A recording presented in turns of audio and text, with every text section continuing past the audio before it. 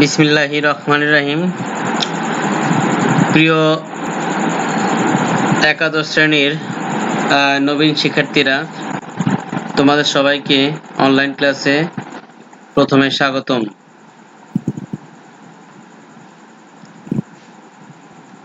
আমি আশা করছি সবাই ভালো আছো এবং সুস্থ আছো এবং সবাই স্টে হোম এবং স্টে সেফ আছো।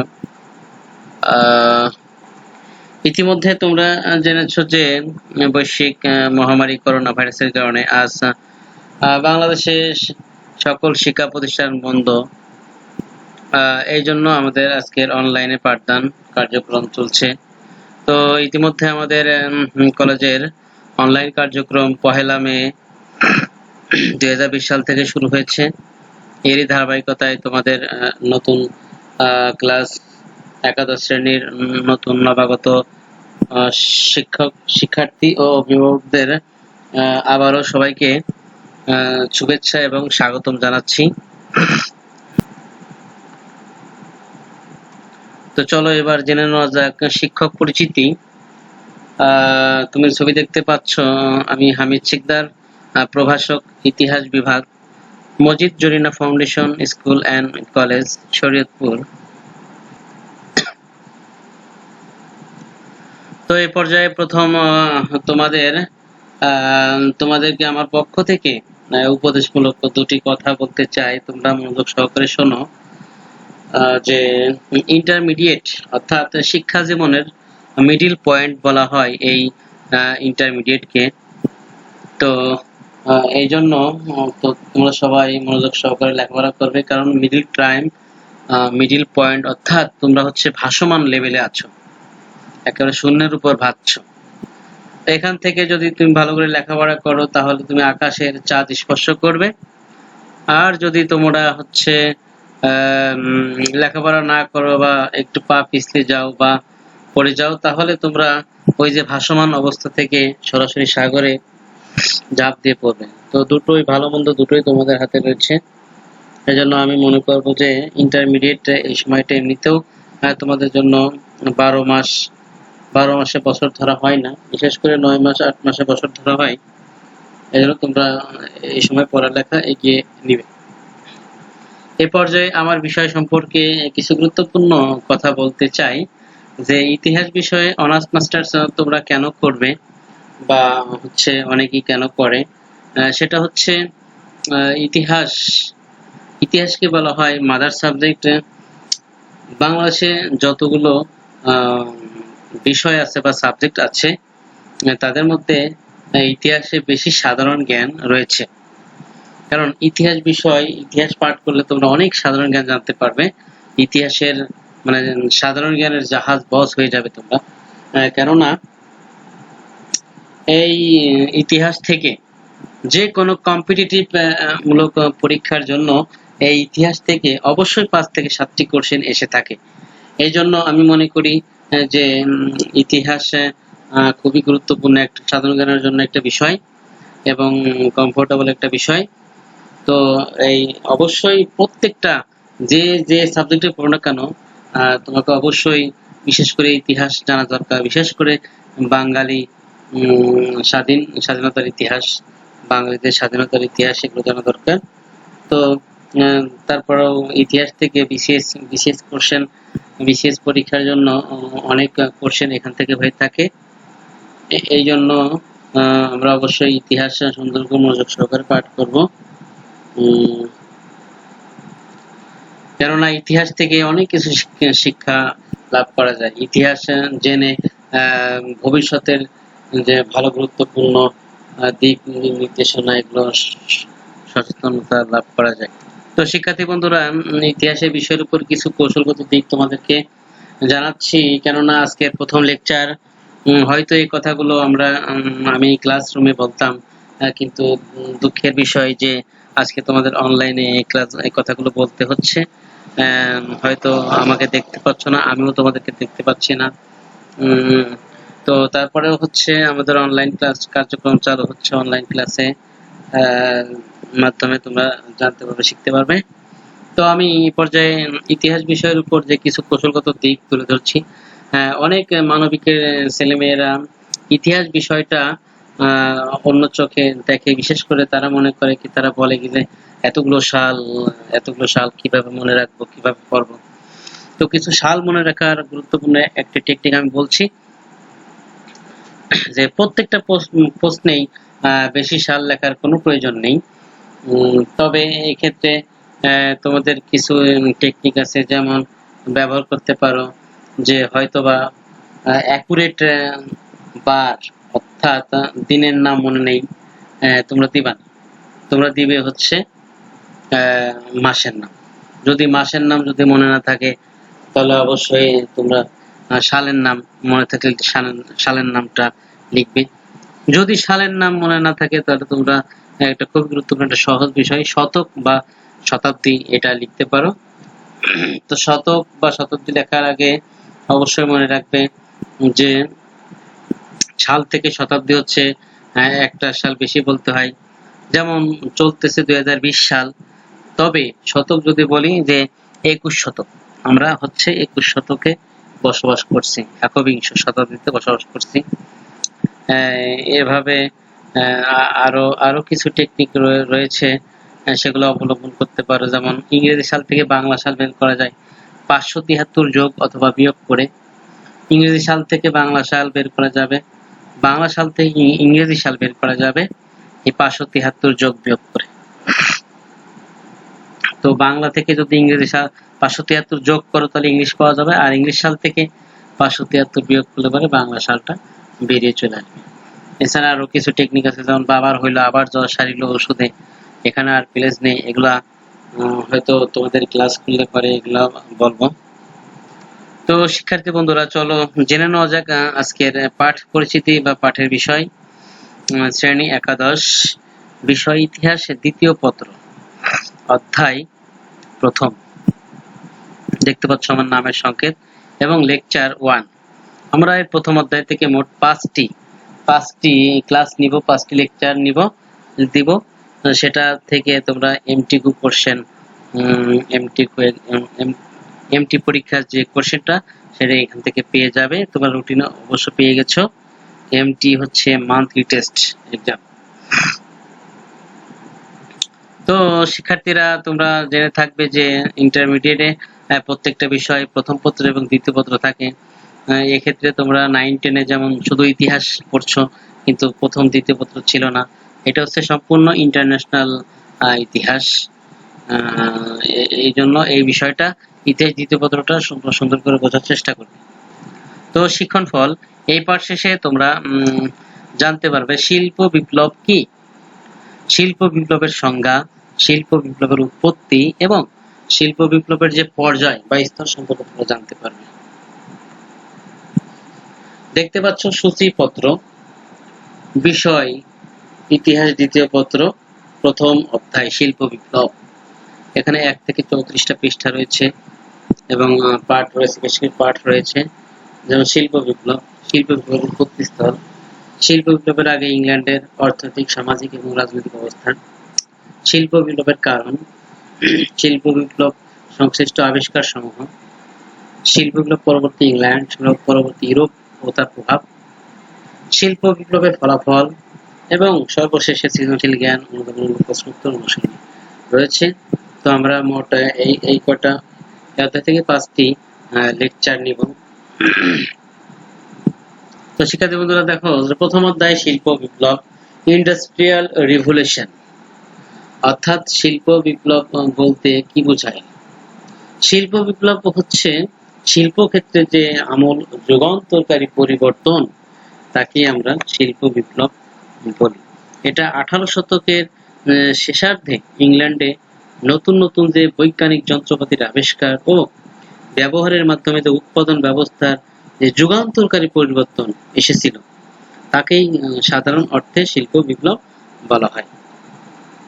ফরাসি সমাজতান্ত্রিক লেখক জেরোম অ্যাডলফ ব্লাঙ্কি, আমি আবারও বলছি, ফরাসি সমাজতান্ত্রিক লেখক জেরোম অ্যাডলফ ব্লাঙ্কি এই শিল্প বিপ্লব কথাটি প্রথম তিনি ব্যবহার করেন। 18 শতকে ইংল্যান্ডের বাষ্প ইঞ্জিন সহ বেশ কিছু বৈজ্ঞানিক যন্ত্রপাতি আবিষ্কার হয়। এর ফলে উৎপাদন কাজে যে কায়িক শ্রমের উপর নির্ভরশীল কমে গিয়ে যন্ত্রের উপর যে নির্ভরশীলতা বৃদ্ধি পায়, এর ফলে একদিকে বিপুল পরিমাণ ভূমি কৃষির আওতায় আসে, অপরদিকে কারখানার উৎপাদন খরচ কমে যায়। কৃষি ও শিল্প ক্ষেত্রে যন্ত্রের ব্যাপক ব্যবহার উৎপাদন ক্ষেত্রে যে এগুলা বিপ্লব ঘটিয়েছিল। তো দেখতে পাচ্ছ পার্ট 1 এ শিল্প বিপ্লব, ইন্ডাস্ট্রিয়াল রেভলিউশন। শিল্প বিপ্লব ছিল মূলত উৎপাদন ব্যবস্থার একটা ব্যাপক রূপান্তর প্রক্রিয়া। শিল্প বিপ্লব বা ইন্ডাস্ট্রিয়াল রেভলিউশন কথাটি সম্ভাব্য প্রথম উল্লেখ পাওয়া যায় 1799 সালে 6 জুলাই কূটনৈতিক লুই গামো অটোর লিখিত এক পত্রে। এই পত্রের মাধ্যমে অটো ঘোষণা করেন যে ফ্রান্স শিল্পায়ন প্রতিযোগিতা দৌড়ে অংশগ্রহণ করছে এবং 1830 সাল নাগাদ শিল্প কথাটি উৎপাদন ব্যবস্থায় প্রযুক্তিগত পরিবর্তন সমর্থনকে দাঁড়ায়। এই জন্য ফরাসি অর্থনীতিবিদ এই সময়ে আবার ফরাসি অর্থনীতিবিদ জেরোম অ্যাডলফ ব্লাঙ্কি দ্য রেভলিউশন ইন্ডাস্ট্রিয়াল এই গ্রন্থে তিনি এই প্রত্যয়টি সার্থকভাবে ব্যবহার করেন এবং 1881 সালে অক্সফোর্ডে দেওয়া বক্তৃতার মাধ্যমে শিল্প বিপ্লব কথাটির ব্যাপক জনপ্রিয়তা বৃদ্ধি পায়। এখন আসি যে শিল্প বিপ্লবের সংজ্ঞা ও বৈশিষ্ট্য, definition and characteristics of industrial revolution. Oxford ডিকশনারিতে শিল্প বিপ্লবের সংজ্ঞা উল্লেখ করেছে যে the rapid development in industry that occurred in Britain in the late 18th and 19th centuries, brought about by the introduction of machinery.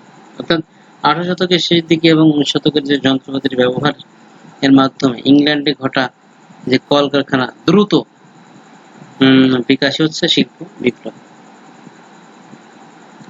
শিল্প বিপ্লবের সংজ্ঞা দিতে গিয়ে ব্রিটিশ অর্থনৈতিক ইতিহাসবিদ ফিলিস ডিন এর কতগুলো বৈশিষ্ট্য উল্লেখ করেছেন।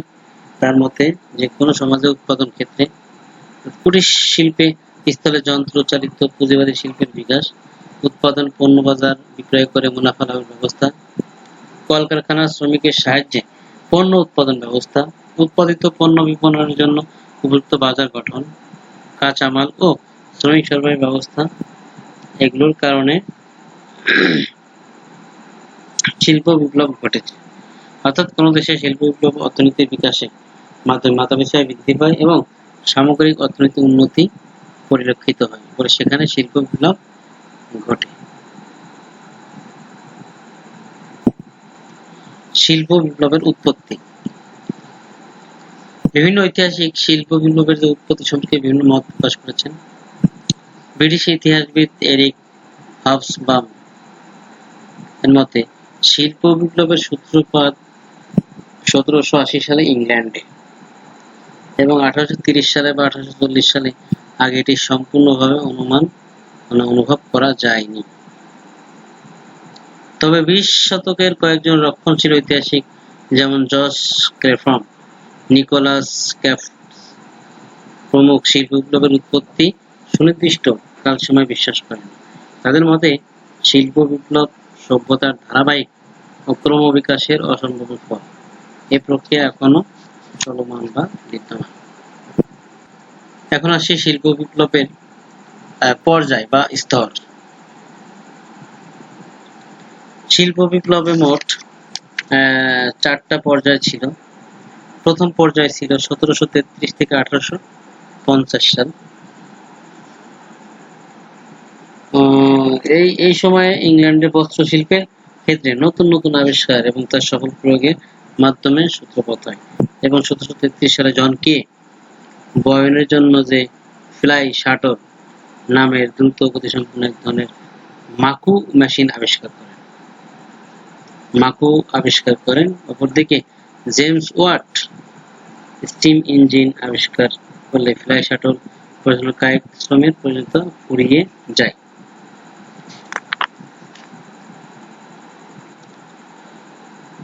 এই প্রথম পর্যায়ের মধ্যে 1887 সালে প্রথম লোহার পাতের মাধ্যমে তৈরি জাহাজ চালু হয় এবং 1805 সালে প্রথম স্টিম বোট এবং 1814 সালে প্রথম ট্রেন চালু হয়।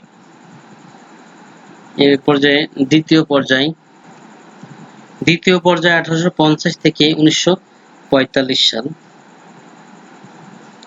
1850 সালে নাগাদ যে স্টিল আবিষ্কার করে শিল্প বিপ্লব দ্বিতীয় পর্যায়ে প্রবেশ করে, অর্থাৎ স্টিলের আবিষ্কার।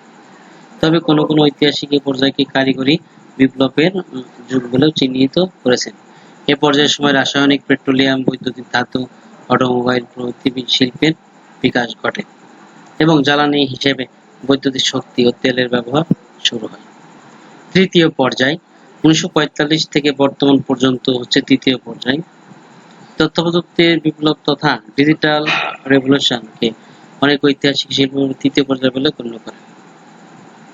কেননা এই সময়ে গণমাধ্যম, radio, television, cinema, telephone, mobile, internet, telecommunication, biotechnology, genetics, engineering প্রভৃতি শিল্পের বিকাশ যুগের বৈশিষ্ট্য।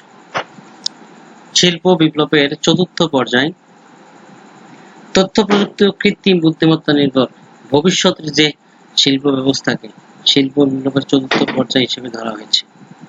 2013 সালের 8 এপ্রিল হ্যানোভার মেলায় একদল বিজ্ঞানী ভবিষ্যৎ যে শিল্প ব্যবস্থার একটি রিপোর্ট পেশ করেন। তাতে উল্লেখ করা হয় যে ভবিষ্যতে শিল্পের উৎপাদন, বিপণন প্রভৃতি সবকিছুই অটোমেইন প্রক্রিয়ায় প্রযুক্তির ইন্টেলিজেন্ট সাপোর্ট নিয়ে সম্পূর্ণ হবে এবং বিজ্ঞানীরা এটিকে নামকরণ করেছেন ইন্ডাস্ট্রি 4। তথ্য প্রযুক্তির ধারণার উপর ভিত্তি করে ভবিষ্যতে সাইবার ফিজিক্যাল সিস্টেমের মাধ্যমে দ্য ইন্টারনেট অফ থিং এবং দ্য ইন্টারনেট অফ সার্ভিস সংযুক্ত করে সম্পূর্ণ কম্পিউটারাইজড পদ্ধতিতে ভবিষ্যতে সব ধরনের উৎপাদন বিপণন সম্পূর্ণ হবে। এ পর্যায়ে শিক্ষার্থীরা আমরা আলোচনা করব পার্ট 2, শিল্প বিপ্লবের উৎপত্তি স্থল। শিল্প বিপ্লবের যে সূত্রপাত ঘটে ইংল্যান্ডে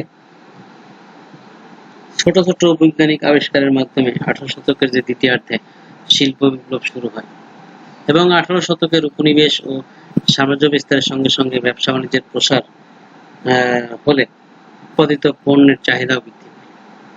এই চাহিদা পূরণের জন্য অধিক পরিমাণে পণ্য উৎপাদনের প্রয়োজন দেখা দেয়, আর এই তাগিদেই বৈজ্ঞানিক যন্ত্রপাতি আবিষ্কার হয় এবং ফলে শিল্প। ইংল্যান্ডে শিল্প বিপ্লবের কারণ causes of origin of industrial revolution in England।